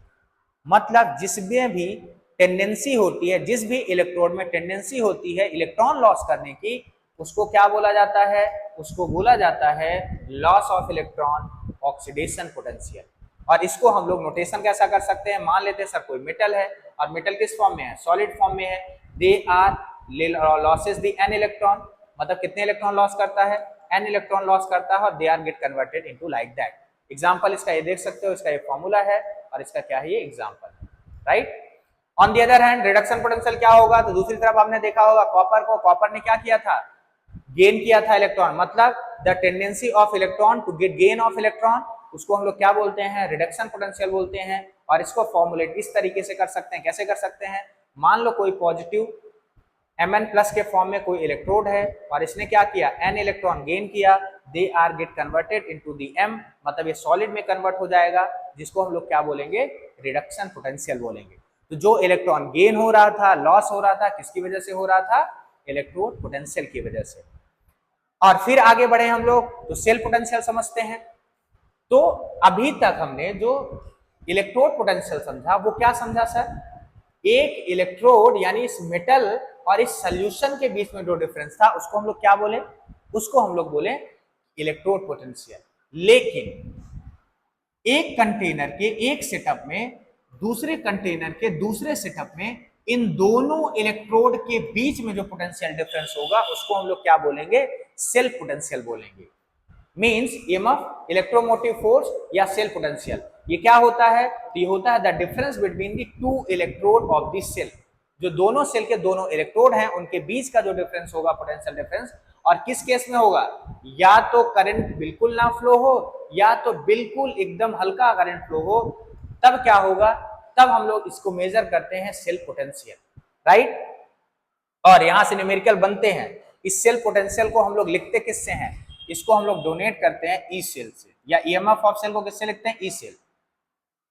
इसका फॉर्मूला क्या होता है सर, लिख सकते हो ई cathode minus E anode, cathode cathode वाला सर। और भी क्या ले सकते हो सर, ई सेल को हम लोग लिख सकते हैं, ई कैथोड में क्या हो रहा था सर, रिडक्शन, ई रिडक्शन माइनस एनोड में क्या हो रहा था सर, ऑक्सीडेशन, ई ऑक्सीडेशन। सर और भी तरीका है क्या इसका लिखने का, बिल्कुल, राइट साइड में कौन था, रिडक्शन, तो हम लिख सकते हैं ई आर माइनस ई ए, मतलब सॉरी ई एल। ये हमारे तीन फॉर्मूले इस सेल पोटेंशियल से बन सकते हैं, इनमें से जो जरूरत पड़ेगी उसका हम लोग यूज करेंगे और ये क्या होगा, हमारा सेल पोटेंशियल का फॉर्मूला होगा। तो सेल पोटेंशियल का फॉर्मूला क्या होगा, E cell, look at the, इस तरीके से हम लोग लिख सकते हैं, E cell E cathode minus E anode, E cell E right minus E left. और इस बेस पे जब आप न्यूमेरिकल्स बनाओगे वहां पे एक कॉन्सेप्ट और भी याद रखना कि अगर ये 2024 में एक क्वेश्चन आया था, 2024 में बहुत कम बच्चे बनाए थे, अगर आपको ये कॉन्सेप्ट पता होता तो आप बना सकते थे। अगर ई नॉट यानी ये रिडक्शन पोटेंशियल या ऑक्सीडेशन पोटेंशियल की वैल्यू है, अगर ई नॉट की वैल्यू लेस हुई तो हमेशा वो क्या होगा, एनोड का काम करेगा। एनोड का काम करना मतलब ऑक्सीडेशन होगा, ऑक्सीडेशन होगा तो इसको हम लोग क्या बोलते हैं, रिड्यूसिंग एजेंट, क्या बोलते हैं, रिड्यूसिंग एजेंट। जो रिड्यूसिंग एजेंट होगा या फिर जिसका ऑक्सीडेशन होगा वो क्या होगा, उसकी वैल्यू हमेशा ई नॉट की क्या होगी, कम होगी। दूसरी तरफ सर ई नॉट की वैल्यू अगर मोर हुई, ज्यादा हुई, तो हमेशा उसको क्या मान के चलना है, कैथोड मान के चलना है। और कैथोड मानोगे तो मतलब उसका क्या होगा सर, ऑक्सीडाइजिंग एजेंट होगा। ऑक्सीडाइजिंग एजेंट का मतलब क्या हुआ, हमेशा उसका क्या होगा, रिडक्शन होगा। ये बात आपको ध्यान रखना है, इसको नोट कर लेना, इससे बहुत सारे न्यूमेरिकल्स इस बेस पे आप बना सकते हो। क्या बना सकते हो, अगर ई नॉट की वैल्यू लेस हुई तो क्या होगा, गुड रिड्यूसिंग एजेंट होगा और मतलब ऑक्सीडेशन होगा और काम किसका करेगा, एनोड का करेगा। अगर ई नॉट की वैल्यू ज्यादा हुई तो गुड ऑक्सीडाइजिंग एजेंट होगा और रिडक्शन होगा, और रिडक्शन होगा तो क्या होगा, कैथोड का काम करेगा। ये बहुत छोटी छोटी टर्मिनोलॉजी है, सारे के सारे ये डॉट कनेक्ट करके रखोगे तो सबका आगे हमें बना सकते हैं हम लोग। इस सेल के बाद आगे बढ़ते हैं तो आता है एक क्वेश्चन यहां पे बनता है कई बार, difference between the EMF and the potential difference. EMF तो हमने अभी पढ़ा, जब ईएमएफ सर कैलकुलेट कब करते हैं, आप नोट कर लेना क्वेश्चन, ईएमएफ कैलकुलेट करते हैं जब करंट यानी the potential difference between the two electron when no current flowing in this situation. Potential difference क्या होता है, जब हम लोग करंट फ्लो होता है तब हम लोग पोटेंशियल डिफरेंस अगर कैलकुलेट करते हैं करंट विद द करंट, तब उसको बोला जाता है पोटेंशियल डिफरेंस। ऐसा समझो, मान लो कोई एक सेल का सेटअप था, अगर उसमें से पोटेंशियल डिफरेंस कैलकुलेट कर रहे हैं, अगर उसमें से करंट फ्लो नहीं हो रहा है तब हम उसको क्या बोलेंगे, ईएमएफ बोलेंगे। अगर उस सिचुएशन में पूरा करंट फ्लो हो रहा है, करंट फ्लो होते समय अगर हमने पोटेंशियल डिफरेंस कवर किया तो उसको हम लोग क्या बोलेंगे, पोटेंशियल डिफरेंस ही बोलेंगे। इसके एक क्वेश्चन बनता है तो इसका क्वेश्चन आप नोट कर लेना। इसी के जस्ट आगे आता है इलेक्ट्रोकेमिकल सीरीज। क्या होता है इलेक्ट्रोकेमिकल सीरीज, सिंपल है। अभी हमने क्या पढ़ा, इलेक्ट्रोड पोटेंशियल पढ़ा। इलेक्ट्रोड पोटेंशियल की value which is driven from the laboratory, हर एक मेटल या नॉन मेटल की इलेक्ट्रोड पोटेंशियल की वैल्यू क्या होती है, ड्रिवन है, फिक्स की गई है, यानी डिटरमाइन कर दी गई है। अगर उस इलेक्ट्रोड पोटेंशियल की वैल्यू को इंक्रीजिंग ऑर्डर और डिक्रीजिंग ऑर्डर में जमा कर दिया जाए, उसको बोला जाता है इलेक्ट्रोकेमिकल सीरीज। सीरीज मतलब ही होता है एक अरेंजमेंट। तो क्या होता है, the arrangement of the element in order of the increasing electrode potential. यहाँ पे इंक्रीजिंग भी लिख सकते हो या तो डिक्रीजिंग भी लिख सकते हो। Decreasing in electrode potential value, it is known as the electrochemical series. तो याद रखना, ये भी क्वेश्चन आ चुका है पेपर में, बोर्ड में। इलेक्ट्रोकेमिकल सीरीज क्या है, it's nothing but the arrangement of the electrode potential in terms of increasing order और the in terms of the decreasing order. यानी बढ़ते हुए क्रम में इलेक्ट्रोड पोटेंशियल को जमा कर लो, या तो घटते हुए क्रम में इलेक्ट्रोड पोटेंशियल को जमा कर लो मेटल्स के, तो उनको हम लोग क्या बोलते हैं, इलेक्ट्रोकेमिकल सीरीज। तो पेपर में क्वेश्चन सिर्फ इतना नहीं पूछता डेफिनेशन बस, इसके साथ साथ एप्लीकेशन भी पूछता है। इस इलेक्ट्रोड पोटेंशियल की मदद से हम कर क्या सकते हैं, पहला काम कर सकते हैं प्रिडिक्शन, यानी prediction of the metal and non metal reactivity. अगर हमें जाननी हो कि इस मेटल की रिएक्टिविटी कम है या ज्यादा है, या दो मेटल को कंपैरिजन करना हो किसकी रिएक्टिविटी कम है या ज्यादा है, हम लोग किसकी मदद लेंगे, इलेक्ट्रोकेमिकल सेल की मदद लेंगे। दूसरी तरफ हम लोग ईएमएफ अगर कैलकुलेट करना है, तब भी हमें ई नॉट की वैल्यू की जरूरत पड़ेगी, ई कैथोड ई एनोड की वैल्यू जरूरत पड़ेगी, तब भी हम लोग क्या करेंगे, इलेक्ट्रोकेमिकल सेल की जरूरत पड़ेगी। फिजिबिलिटी, फिजिबिलिटी ऑफ रिएक्शन क्या होता है, कोई भी रिएक्शन, फिजिबिलिटी का मतलब पूरा होगा कि नहीं होगा।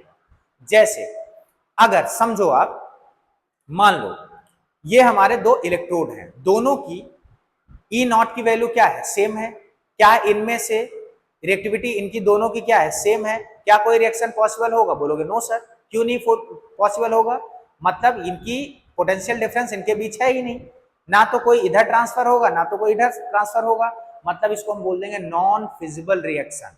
तो नॉन फिजिबल का मतलब रिएक्शन होगा ही नहीं, फिजिबिलिटी मतलब रिएक्शन होगा कि नहीं होगा, इसकी जांच करने के लिए हम लोग यहाँ से क्या करते हैं, feasibility of reaction electrochemical series की हेल्प से क्या करते हैं, डिटरमाइन करते हैं। और सबसे बड़ी बात, अगर ई नॉट की वैल्यू कैलकुलेट करते हैं, मतलब अगर ई सेल की वैल्यू कैलकुलेट करने के बाद पॉजिटिव आई, मतलब वो रिएक्शन कैसा होगा, फिजिबल होगा। अगर मुझे किसी की फिजिबिलिटी निकालना है, फिजिबिलिटी डिटरमाइन करना है, मुझे ई सेल निकालना पड़ेगा, और ई सेल निकालने के लिए अगर ई सेल की वैल्यू पॉजिटिव आती है तो उसको हम लोग क्या बोलेंगे, फिजिबल बोलेंगे। सर ई सेल की वैल्यू नेगेटिव आई तो क्या बोलेंगे, ई सेल की वैल्यू नेगेटिव आई तो इसको हम बोलेंगे नॉन फिजिबल। क्या बोलेंगे, नॉन फिजिबल बोलेंगे। ओके, तो राइट, ये हमने ये समझ लिया application of the electrochemical series क्या है। यूजुअली एक या दो पूछता है, और आपको यहाँ पे ये क्वेश्चन डिटरमाइन कर लेना है। यहाँ पे हमने इलेक्ट्रोकेमिकल इलेक्ट्रोड पोटेंशियल के बेस पे इस इमेज को लगा दिया है, आप देख सकते हो किसकी रिड्यूसिंग ऑक्सीडाइजिंग एजेंट कौन सा, किसका कितना पावर है, किसकी वैल्यू कितना है। सबसे जरूरी बात, हाइड्रोजन का जो ई नॉट की वैल्यू क्या होता है, जीरो, ये न्यूमेरिकल में हेल्प आता है। बाकी का ज्यादा याद करने की जरूरत नहीं है, हाइड्रोजन का जरूर याद करना, क्योंकि यहाँ से क्वेश्चन आपको हाइड्रोजन की वैल्यू नहीं देता। हाइड्रोजन का ई नॉट की वैल्यू क्या होता है, जीरो। आगे बढ़ते हैं, तो उसके बाद हम लोग समझना चाहते हैं इलेक्ट्रोलाइटिक सेल तो समझ, इलेक्ट्रोकेमिकल सेल तो समझ लिया, हम समझना चाहते हैं electrolytic cell. Sir electrolytic cell था क्या, इलेक्ट्रोलाइटिक सेल था अ डिवाइस विच कन्वर्ट, हम यहां पे लिख सकते हैं a device which convert electrical energy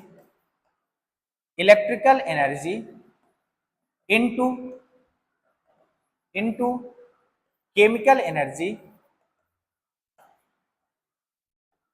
chemical energy is called the electrolytic cell. मतलब जिसको हम लोग इलेक्ट्रिकल एनर्जी की मदद से, अगर केमिकल एनर्जी में कोई डिवाइस केमिकल फिनोमेनन करा रहा है, उसको हम लोग क्या बोलेंगे, इलेक्ट्रोलाइटिक सेल। चलो इसकी वर्किंग समझ लिया जाए, तो क्या होता है इलेक्ट्रोलाइटिक सेल, समझते हैं। हम इलेक्ट्रोलाइटिक सेल के लिए एक कंटेनर यूज करेंगे, सिंगल कंटेनर। हमने मान लेते हैं एक हमारे पास कंटेनर है, और इस कंटेनर में हम लोग दो इलेक्ट्रोड लगा देते हैं। याद रखना, पहले वाले में जब इलेक्ट्रोकेमिकल सेल पढ़ रहे थे उसमें क्या था सर, उसमें एक ही कंटेनर था, उसमें क्या था, एक ही कंटेनर था, उसमें दो कंटेनर था, सॉरी, इसमें कितने कंटेनर हैं सर, एक ही कंटेनर है। तो इलेक्ट्रोकेमिकल सेल में दो अलग अलग कंटेनर होता है, जिसको लेफ्ट कंटेनर या राइट कंटेनर बोलते हैं, इसमें एक ही कंटेनर होता है। अब हम करते क्या है, इसमें इस सोल्यूशन को भर दिया जाता है।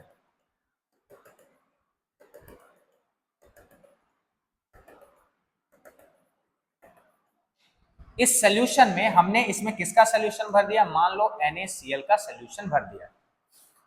इस NaCl के सोल्यूशन भरने के साथ साथ इसमें हमने बैटरी लगा दी, हमने इसमें बैटरी लगा दी, राइट। इसको बैटरी से जोड़ दिया गया। जब बैटरी से जोड़ दिया गया तो बोलोगे सर NaCl में ना Na+ बहुत सारे भरे पड़े होंगे, बिल्कुल सर, NaCl बहुत सारे भरे पड़े होंगे, और क्या होगा सर, Cl- भरा पड़ा होगा, मतलब इस सोल्यूशन में NaCl का है तो Na+ होंगे, और क्या होगा Cl- होगा। सर बहुत सारे Cl- बहुत सारे क्या होंगे, Na+ होंगे। तो होगा क्या, इस बैटरी में आप देखोगे इस तरफ से ये इलेक्ट्रॉन, ये पॉजिटिव है, इसको हमने मान लिया नेगेटिव। ये इलेक्ट्रॉन क्या करता है, फ्लो होता है, और इलेक्ट्रॉन फ्लो होके यहां पे डिपॉजिट आता है। मतलब हमेशा बैटरी में हमने देखा इलेक्ट्रॉन इस साइड से इस साइड फ्लो हो रहा है, इस साइड को देखा तो पूरा जो हमारा ये है वो कैसा चार्ज है, नेगेटिवली चार्ज है, और ये कैसा चार्ज है, पॉजिटिवली चार्ज है। इस नेगेटिव चार्ज इलेक्ट्रोड को आप देखोगे फटाफट सोडियम जो होगा, क्योंकि पॉजिटिवली चार्ज है, सोडियम क्या करेगा, इस नेगेटिव इलेक्ट्रोड की तरफ भागेगा, यस सर भागेगा, और इलेक्ट्रॉन लेके इसमें से क्या हो जाएगा, डिपॉजिट होना शुरू हो जाएगा। सर क्लोरीन, क्योंकि पॉजिटिवली चार्ज इलेक्ट्रोड है, ये क्लोरीन क्या करेगा, इसकी तरफ भागेगा, और इसकी तरफ भागेगा तो क्या करेगा, इसकी तरफ भागेगा, और इसमें से क्या हो जाएगा, ये इसमें से इसकी तरफ भागेगा, इस इलेक्ट्रोड की तरफ ये भागना शुरू करता है, राइट। अब क्या होगा, तो बोलोगे सर Na ना फटाफट इसमें डिपॉजिट होते जा रहा है, इसमें से फटाफट क्या होते जा रहा है, डिपॉजिट होते जा रहा है। तो यहां पे इस इलेक्ट्रोलाइटिक कंडीशन में, इलेक्ट्रोलाइटिक सेटअप में हमने ये देखा कि एक तरफ कौन है, एक तरफ है कैथोड, और दूसरी तरफ कौन है, ये दूसरी तरफ है एनोड।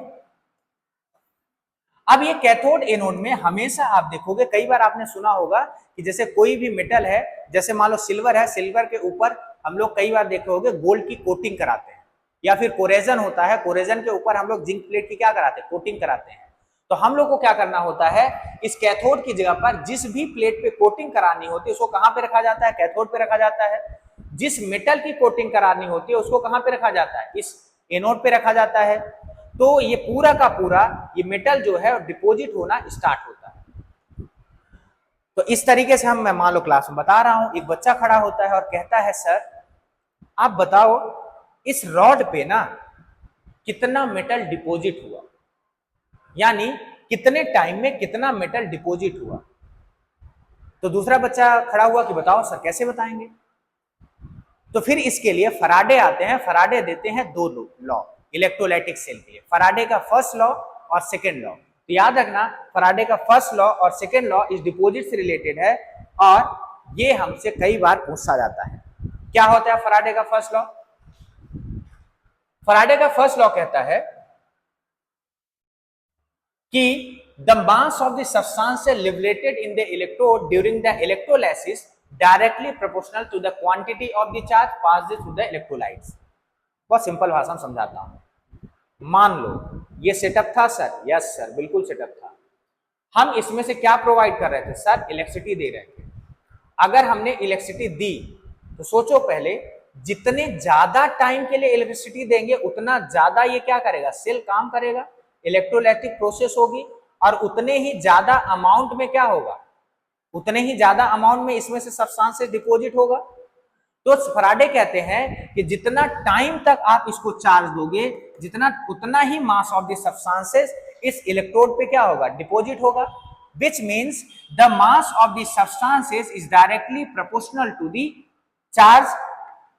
तो अब इसको हम लोग क्या कर सकते हैं, ब्रेक डाउन करके लिख सकते हैं W equals to Z Q. यहाँ पे Z क्या है, Z यहाँ पे कांस्टेंट है। सर हम लोग इस Q को क्या लिख सकते हैं, IT लिख सकते हैं, यानी Q क्या होता है, चार्ज, जो कि क्या होता है I इंटू T।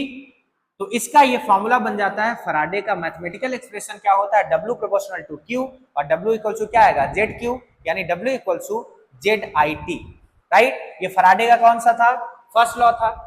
यानी जितना ज्यादा आप इलेक्ट्रिसिटी प्रोवाइड करोगे, जितना ज्यादा चार्ज उसको दोगे, उतना ही मास क्या होगा, उतना ही सब्सटेंसेस इस इलेक्ट्रोड पे क्या होगा, लिबरेट होगा। फिर दूसरा बच्चा आता है, कहता है सर हम ना फैक्ट्री खोलते हैं, लिबरेट तो करना है। मैं क्या करता हूं, बहुत सारे इलेक्ट्रोड को एक ही सीरीज में जोड़ दिया जाता है। जब एक सीरीज में जोड़ दिया जाएगा तो जितना मास इस इलेक्ट्रोड में डिपॉजिट हुआ था, क्या इन सभी इलेक्ट्रोड में डिपॉजिट होगा, तो आप बताओ होगा, तो आंसर है नहीं। तो इसके लिए फराडे ने क्या किया, सेकेंड लॉ इंट्रोड्यूस किया, second law of the electrolysis. उनका कहना यह था कि the quantity of the electricity passes through the different electrolytic connected in series, the weight of the substances produced at the electrode are directly proportional to their equivalent weights. What does mean? Means W upon E equals to constant. कहना ये चाह रहे हैं, अगर same amount of energy different electrolytic solution में अगर आप provide करते हो, इनके बीच में अगर इनको सीरीज से कनेक्ट कर दिया जाए, तो क्या होगा, इनके बीच में जो मास और इक्विवेलेंट वेट का रेशियो होगा ना, वो हमेशा क्या होगा, कांस्टेंट होगा, यानी इक्वल होगा। मैं और सरल भाषा में समझा देता हूं, ऐसे समझो कि मान लो इस पूरे सेटअप में हमने 1 किलो, मान लेते हैं, मान लो एक हमने क्या दी, इसको इलेक्ट्रिसिटी दी, और मास कितना डिपॉजिट हुआ, 2। तो इनके बीच का जो रेशियो आया क्या है, 1:2 आया। लेकिन इसमें से 2 इलेक्ट्रिसिटी दी और इसमें कितना मास डिपॉजिट हुआ, 4। तो इनके बीच का रेशियो क्या है, 2:4। लेकिन अल्टीमेट क्या है, इसका आंसर तो 1/2 ही है। और हमने मान लो इसको 3 इलेक्ट्रिसिटी दी और मास डिपॉजिट कितना डिपॉजिट हुआ, 6। तो अल्टीमेट इसका रेशियो क्या है, 3/6, मतलब अल्टीमेट क्या है, 1/2। तो कहते हैं इनके बीच का जो इक्विवेलेंट रेशियो होगा वो हमेशा कैसा होगा, कांस्टेंट होगा, इक्वल होगा, बराबर होगा। इसको क्या बोला गया, फराडे का सेकेंड लॉ बोला गया, राइट। क्लियर है। तो हमने समझ लिया इलेक्ट्रोकेमिकल सेल, हमने समझ लिया इलेक्ट्रोलाइटिक सेल, ये दोनों सेल हमारे लिए इंपॉर्टेंट है। अब कुछ और बेसिक टर्म पे आते हैं जो इस चैप्टर के बहुत इंपॉर्टेंट टर्म है। जैसे पेपर में ये सब कई बार पूछे जाते हैं, जैसे हमारा है रेजिस्टेंस, क्योंकि इलेक्ट्रिसिटी समझ लिया, कैसे इलेक्ट्रिसिटी फ्लो होती है, क्या इलेक्ट्रोकेमिकल सेल में क्या होता है, इलेक्ट्रोलाइटिक सेल में क्या होता है, दोनों सेल तो हमने समझ लिए। फिर आता है सर रेजिस्टेंस। रेजिस्टेंस का दूसरा नाम है रुकावट, रुकावट यानी obstruction. Obstruction means the obstruction on the flow of the current is known as a resistance. तो मान लेते हैं जिस भी सर्किट में इलेक्ट्रिसिटी फ्लो हो रही है, उस इलेक्ट्रिसिटी फ्लो होने के बीच में जो उसमें रुकावट आएगी, जो उसमें से क्या आएगी, ऑब्स्ट्रक्शन होगा, उसको क्या बोला जाएगा, रेजिस्टेंस बोला जाएगा, राइट। और इसको किससे डोनेट किया जाता है, आर से डोनेट किया जाता है। तो इसका फॉर्मूला क्या होता है, R directly proportional to the L upon A. अगर इस प्रोपोर्शनलिटी को हटाते हैं तो एक वर्ड आता है रो, रो एल अपॉन ए। तो फाइनल फॉर्मूला क्या होता है, R equals to rho L upon A. और इसका यूनिट क्या होता है, ओम होता है, राइट। इसका यूनिट क्या होगा, ओम। तो रेजिस्टेंस क्या है, it is the obstruction of the flow of the current, यानी जो करंट की रुकावट होगी उसी को हम लोग क्या बोलेंगे, रेजिस्टेंस। इसको मेजर किस में किया जाता है, ओम में मेजर किया जाता है। इसको डोनेट किससे किया जाता है, सर आर से डोनेट किया जाता है। और इसका फॉर्मूला क्या होता है, R equals to rho L upon A. इस रेजिस्टेंस को कौन कौन से ऐसे फैक्टर हैं जो इसको क्या करेंगे, अफेक्ट करेंगे। तो समझो, हमने अभी फॉर्मूला लिखा था, आर इक्वल्स टू क्या होता है, रो एल अपॉन ए। क्या आप कह सकते हो sir R is directly proportional to the L, मतलब किसी भी लेंथ, जो वायर की लेंथ है, जितना ज्यादा बढ़ाओगे उतना ही इसकी रेजिस्टेंस क्या होगी, बढ़ेगी। ऐसे समझ लो, मान लो एक मेला लगा हुआ है और मेला है 2 किलोमीटर की भीड़ में, तो अगर आपको इस पार से उस पार जाना है तो लेंथ ज्यादा है, तो आपके टकराने के चांसेस, आपके रुकने के चांसेस, आपकी स्पीड के चांसेस क्या हो जाएंगे, कम हो जाएंगे। तो जितनी ज्यादा वायर सॉरी जितनी ज्यादा लेंथ वायर की बड़ी होगी उतना ही ज्यादा क्या होगा, रेजिस्टेंस होगा। दूसरा चीज, R is inversely proportional to the cross section area. अब बोलोगे सर ए क्या है, क्रॉस सेक्शन एरिया, समझो पहले। मान लो हमने एक वायर लिया और ये पतला है, और एक वायर लिया जो कि कैसा है, मोटा है। तो ये जो हमें दिख रहा है, मतलब ऐसे समझो, ये वायर है, जो ये दिख रहा है ना, ये इसको हम बोलते हैं क्रॉस सेक्शन एरिया, राइट। अगर इसका ये ज्यादा बड़ा है, यानी जैसे पाइप समझ लो, पाइप ज्यादा बड़ी है, इसका मतलब क्रॉस सेक्शन एरिया क्या है, ज्यादा है। पाइप छोटी है, इसका मतलब क्रॉस सेक्शन एरिया क्या है, छोटा है। अज्यूम करो इलेक्ट्रॉन फ्लो कर रहे हैं, इसमें इलेक्ट्रॉन फ्लो कर रहे हैं, इलेक्ट्रॉन फ्लो कर रहे हैं, इस इलेक्ट्रॉन के फ्लो होने में इसमें जगह क्या हो रही है, कम मिल रही है, और इसमें जगह क्या हो रही है, ज्यादा मिल रही है। तो जगह कम मिल रही है, इनके बीच में कोलाइजन का खतरा क्या होगा, ज्यादा होगा। टकराने का खतरा क्या होगा, ज्यादा होगा। टकराएंगे तो क्या होगा, रुकावट आएगी, ऑब्स्ट्रक्शन आएगा, दिक्कत आएगी, मतलब फ्लो ऑफ इलेक्ट्रिसिटी क्या होगी, कम होगी। तो क्रॉस सेक्शन एरिया कम हुआ तो रेजिस्टेंस क्या होगा, रेजिस्टेंस रेजिस्टेंस क्या होगा, कम होगा। क्रॉस सेक्शन एरिया अगर ज्यादा हुआ तो रेजिस्टेंस क्या होगा, कम होगा, और क्रॉस सेक्शन एरिया अगर कम हुआ तो रेजिस्टेंस क्या होगा, ज्यादा होगा। मतलब ये क्या है, इनवर्सली प्रोपोर्शनल है। क्रॉस सेक्शन एरिया कम, रेजिस्टेंस ज्यादा, क्रॉस सेक्शन एरिया ज्यादा, resistance come. And third thing is depend on the material of wire. अगर अच्छा कंडक्टर हुआ, अच्छा कंडक्टर हुआ तो उसमें से कंडक्टिविटी क्या होगी, इजिली होगी, रेजिस्टेंस क्या होगा, कम हुआ। अच्छा कंडक्टर नहीं हुआ, उसकी रेजिस्टेंस क्या होगी, ज्यादा होगी, यानी कंडक्टिविटी क्या होगी, उसकी कम होगी। यहां से भी कई बार ऑब्जेक्टिव पूछता है, so we have to prepare this. इसके बाद आता है स्पेसिफिक रेजिस्टेंस या रेजिस्टिविटी। बहुत सिंपल सी क्वेश्चन को समझते हैं। जैसे मान लो एक कोई टीचर है, गुस्से में आता है और पूरे क्लास को क्या करता है, डांटता है, पूरे क्लास पिटती है। मतलब इस पूरे क्लास को हमने क्या करा, ऑब्जर्व किया, इस पूरे क्लास के फिनोमेनन को देखा। लेकिन वही टीचर दूसरे दिन आता है और सिर्फ एक बच्चे को क्या करता है, मारता है, या एक बच्चे को क्या करता है, पीटता है।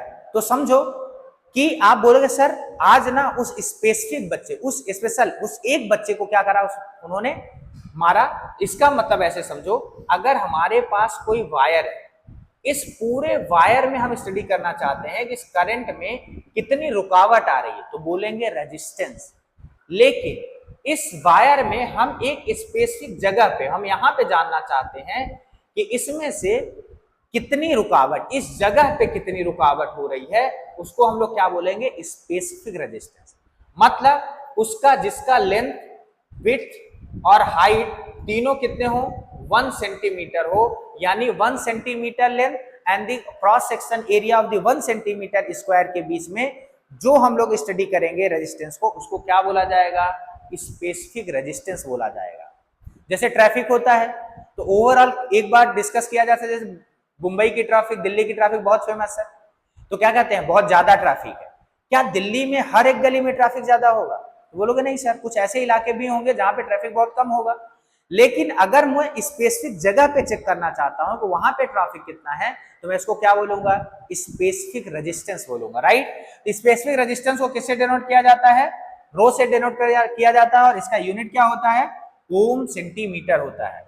Mean the resistance of the conductor of 1 centimeter length and having the cross sectional area of the 1 centimeter square is known as a specific resistance। इसकी डेफिनेशन पेपर में कई बार पूछी जाती है, यूनिट पूछी जाती है और फॉर्मूला पूछा जाता है, और इसका फॉर्मूला क्या होता है, rho equals to R A upon L. Sir ये आया कहां से, रेजिस्टेंस से ही आया होगा। सर कैसे आया होगा, आर इक्वल्स टू क्या होता है, रो एल अपॉन ए होता है। मुझे रो की वैल्यू चाहिए, आर ए को इधर ट्रांसफर करूंगा तो आर ए हो जाएगा, एल को नीचे ले जाऊंगा तो यहाँ पे क्या बचेगा, रो। तो तो RA/L क्या हो जाएगा, स्पेसिफिक रेजिस्टेंस। फिर आता है कंडक्टेंस। सर ये तो रेजिस्टेंस का उल्टा हुआ, रेजिस्टेंस रुकावट, कंडक्टेंस मतलब इजीनेस, तो ये क्या होता है, the ease with the flow of the current is known as a conductance. और इसको किससे डिनोट किया जाता है, जी से डिनोट किया जाता है। किससे डिनोट करते हैं, जी से। और इसका यूनिट क्या होता है, OHM, ओम होता है, तो मैं ओम इनवर्स लिख सकता हूं, या इसी ओम को उल्टा करूंगा तो लिख दूंगा MHO, मो, राइट। इसका यूनिट ये होता है। सर क्या इसमें से एक आध फॉर्मूला और बना सकते हैं क्या, अभी हमने पढ़ा था R इक्वल टू क्या होता है, रो L अपॉन A, तो क्या मैं इसको, L है ये, क्या मैं इसको ऐसा लिख सकता हूं कि रो L अपॉन A ऐसा होता है। तो अगर ये G equal to 1 upon rho L upon A लिखा जा सकता है क्या सर, बिल्कुल लिखा जा सकता है। अगर मैं इस A को ऊपर कर दूं तो G इक्वल टू क्या आ जाएगा, A अपॉन रो L। ये क्या होता है सर, फॉर्मूला होता है कंडक्टेंस का। ये फॉर्मूला है ही, एग्जाम में आपको इतना ही नोट करना है, लेकिन जरूरत पड़ेगी तो हम लोग ये नोटेशन बता सकते हैं, कन्वर्जन बता सकते हैं कि इस फॉर्मूले का क्या कन्वर्जन होता है। फिर आता है कंडक्टिविटी, इसी का नाम है specific conductance. Just it is the reciprocal of the resistivity. Resistivity क्या सर, स्पेसिफिक रेजिस्टेंस। उसमें क्या था, स्पेसिफिक जगह पे हम लोग रेजिस्टेंस चेक कर रहे थे, यहाँ पे स्पेसिफिक जगह पे हम लोग क्या करेंगे, इजीनेस, यानी इसका कितना अच्छा फ्लो हो रहा है इलेक्ट्रिसिटी का, वो चेक करते हैं। The conductance of the solution of the 1 centimeter length and the cross section area having the 1 centimeter square, इसको हम लोग क्या बोलते हैं, स्पेसिफिक कंडक्टेंस या फिर कंडक्टिविटी। और इसको किससे डोनेट किया जाता है, K stand for the kappa, right. इसका यूनिट क्या होता है, ओम इनवर्स, सेंटीमीटर इनवर्स, और K को क्या लिख सकते हैं, 1 अपॉन रो। सर इसको भी कन्वर्जन होगा क्या, हो सकता है। अभी हमने क्या सीखा था सर, रो इक्वल टू क्या होता है, R equal to rho L upon A होता है। तो रो इक्वल टू क्या होगा, रो इक्वल टू हो जाएगा RA अपॉन L होगा। यस सर बिल्कुल होगा, रो इक्वल टू क्या होगा, RA अपॉन L। सो क्या मैं इस रो की जगह पे वैल्यू रख सकता हूं, बिल्कुल रख सकता हूं। तो ये हो जाएगा 1 अपॉन, इस रो की जगह पे क्या रख दूंगा, RA अपॉन L। ये डिवाइड है ऊपर जाएगा, सो क्या हो जाएगा, kappa equal to L upon RA। ये कन्वर्जन है। कई बार L अपॉन A ये होता है सेल कांस्टेंट, इसको हम लोग क्या बोलते हैं, सेल कांस्टेंट। इसको हम लोग जो बोलते हैं G स्टार, तो हम कप्पा को लिख सकते हैं कई बार 1 upon R into G star. अब G स्टार 1 अपॉन R क्या है सर, 1 अपॉन R ये रेजिस्टेंस का उल्टा है, राइट। तो आगे चल के हम लोग इसको और पढ़ेंगे। फिर आता है मोलर कंडक्टिविटी। मोलर वर्ड आते ही आपको याद हो जाना चाहिए किसकी बात कर रहा है, मोल में, मतलब अ सॉल्यूशन जो क्या हो, 1 मोल सॉल्यूशन, इलेक्ट्रोलाइटिक सॉल्यूशन में नंबर ऑफ आयंस जो प्रोड्यूस होंगे उसको हम लोग क्या बोलेंगे, मोलर कंडक्टिविटी बोलेंगे। और इसको किससे लिखते हैं, डेल एम से लिखते हैं। और इसका फॉर्मूला क्या होता है, कप्पा अपॉन सी। तो हम इस फॉर्मूले को दो तरीके से लिख सकते हैं, del M equal to kappa upon C. C stand for the concentration, molar concentration यहाँ पे है। लेकिन अगर ये लीटर में है तो ऐसा लिखा जा सकता है, अगर ये लीटर में नहीं है तो लिखा जा सकता है कप्पा इंटू 1000 अपॉन सी, यानी कंसंट्रेशन किसमें हो, मिलीलीटर में हो तो लिखा जा सकता है। और इसका यूनिट क्या होता है, ohm inverse, centimetre inverse, mole inverse and the litre, right. तो ये हमारा मोलर कंडक्टिविटी होता है। आगे बढ़ेंगे तो ये रिलेशन है, ये थोड़ा थोड़ा रिलेशन याद रखना, कई बार ये ऑब्जेक्टिव में पूछा जाता है। Conductance means G is the product of the conductivity and the molar conductivity। Conductivity क्या सर, कप्पा, मोलर कंडक्टिविटी के सर क्या सर, डेल एम। जरूरत पड़ेगी तो यहाँ पे फॉर्मूला हम लोग फ्रेम करेंगे और यहाँ पे बनाएंगे।